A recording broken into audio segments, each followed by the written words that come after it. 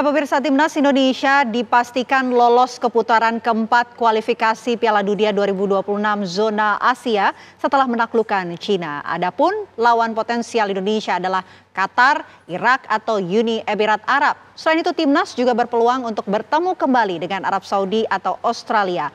Lantas bagaimana peluang Timnas Indonesia untuk bisa menaklukkan mereka? Telah bergabung bersama kami pemirsa manajer Timnas Indonesia Pak Sumarji serta pengamat sepak bola Yusuf Kurniawan atau Bang UK. Selamat malam Pak Sumarji, Bung UK.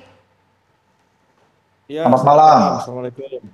Waalaikumsalam warahmatullahi wabarakatuh. Saya mau ke Bung UK terlebih dahulu. Bung UK, ini kita bicara soal kualifikasi lanjutan ya. Prediksinya ini lawan potensial Indonesia di kualifikasi lanjutan adalah Qatar, Arab Saudi atau Australia dari pot 1. Kemudian juga ada Irak atau Uni Emirat Arab dari pot 2. Sebetulnya bagaimana peluang Indonesia menghadapi tim-tim ini, Bung UK? Iya, sebelum kita bicara peluang, kita harus pastikan bahwa kita nggak mungkin ketemu Arab Saudi lagi karena kita sudah satu grup. Jadi kita pasti akan main di Qatar, karena kan yang jadi calon tuan rumah ini Qatar dan Arab Saudi. Dan dengan demikian kita akan main di Qatar dan kita belum tahu ya nanti di grup sebelah apakah kita akan bersanding dengan Irak ataukah dengan Oman atau Palestina, karena Oman atau Palestina ini kan masih bertanding. Jadi kita pilihannya yaitu melawan Irak atau Oman atau Palestina dan tentu tuan rumah Qatar. Itu kemungkinan yang paling bisa terjadi ya. Dan memang drawingnya baru 17 Juli nanti kalau nggak salah. Cuma yang jelas kita sudah bisa mengukur kira-kira calon lawan kita ya tuan rumah Qatar, kemudian apakah Oman atau Irak. Saya kira itu ya kalau mengacu pada posisi sekarang ya. Saya belum tahu karena dari grup sebelah masih ada pertandingan lagi. Oke, itu lawan-lawan yang potensial begitu. Tapi kalau diukur begitu peluang Indonesia, sebetulnya bagaimana untuk melawan lawan-lawan tadi? Iya, nggak ada yang mudah ya. Kalau udah putaran keempat ini semua lawan punya ambisi yang sama, punya kualifikasi yang setara gitu ya. Dan kalau kita bicara lawan Qatar, mereka tuan rumah yang sangat tangguh. Rankingnya juga di atas kita, tapi kita di level senior udah lama nggak ketemu mereka ya, kecuali di U23 kemarin kita kalah. Nah ini yang saya khawatir kalau kita ketemu Irak ya, kita ada sedikit momok ya di masa lalu, kita di Piala Asia kalah lawan Irak, di second round kualifikasi Piala Dunia ini juga lawan Irak kita 2 kali kalah. Jadi semoga aja di pertemuan nanti kalau memang bertemu ya, kita sudah punya formula baru ya untuk bisa mengakali situasi ini, karena ya kita tahu bahwa timnas kita sekarang berbeda dengan timnas yang saat kita kalah dari Qatar ya. Kali ini timnas kita jauh lebih komplit, lebih ambisius dan punya optimisme yang tinggi ya untuk bisa memenangkan satu tiket dari putaran keempat gitu. Oke, kalau melihat dari permainan sebelumnya, evaluasi dari Bung UK mengenai permainan dari skuad Garuda ini seperti apa, Bung?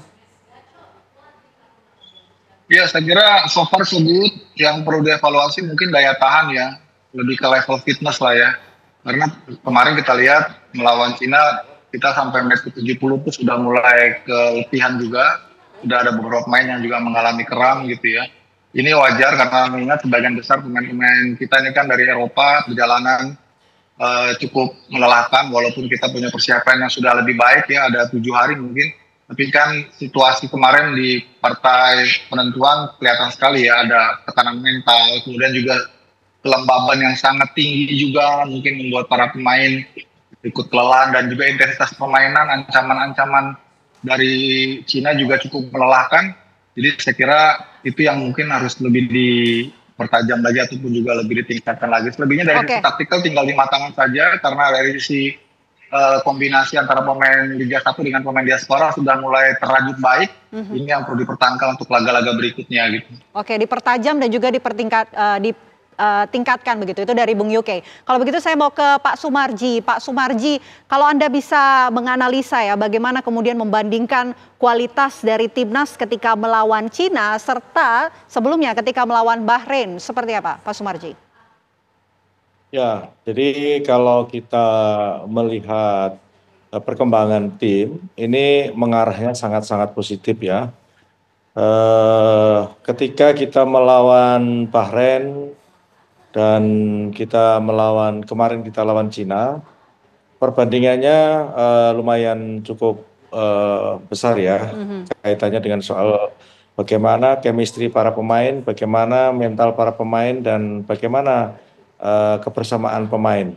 Walaupun kita tahu untuk pemanggilan kemarin, pemanggilan untuk round 3 Indonesia lawan Cina dan Indonesia lawan Jepang ini ada beberapa wajah baru.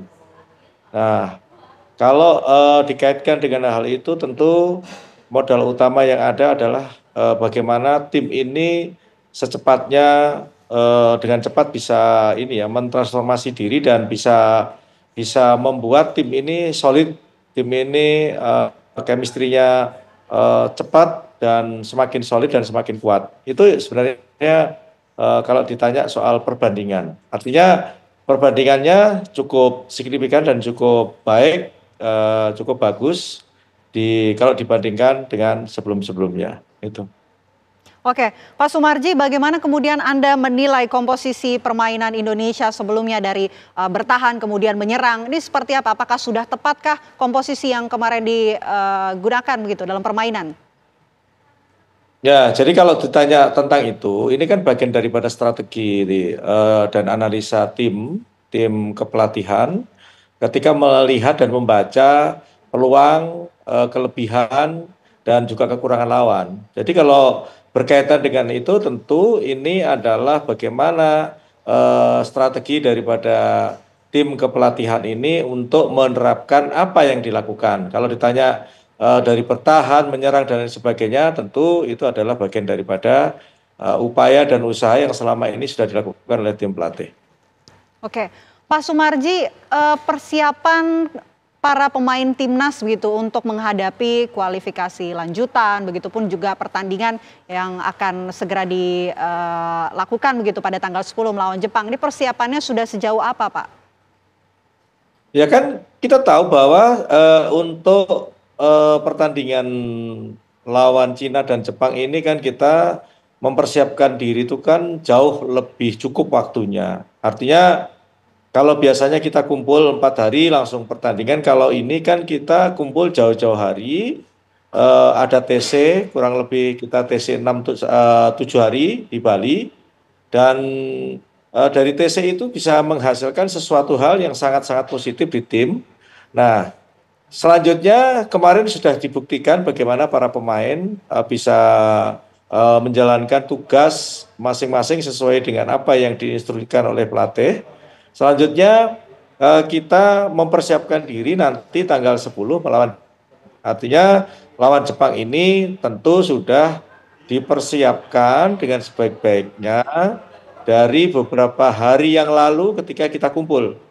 Jadi sekali lagi lawan Jepang ini adalah persiapan yang memang jauh-jauh hari kita persiapkan untuk bisa mendapatkan sesuatu hal yang sama-sama kita inginkan. Dan kita sudah mengevaluasi dan tentu kita sudah membaca bagaimana permainan lawan yang kita hadapi. Oke, Pak Sumarji, babak berikutnya ini akan semakin menantang. Apakah ada kemungkinan untuk menambah pemain baru? Ditahan nanti ya, kita akan jawab usai jeda. Kabar utama akan kembali untuk Anda sesaat lagi. Tetaplah bersama kami.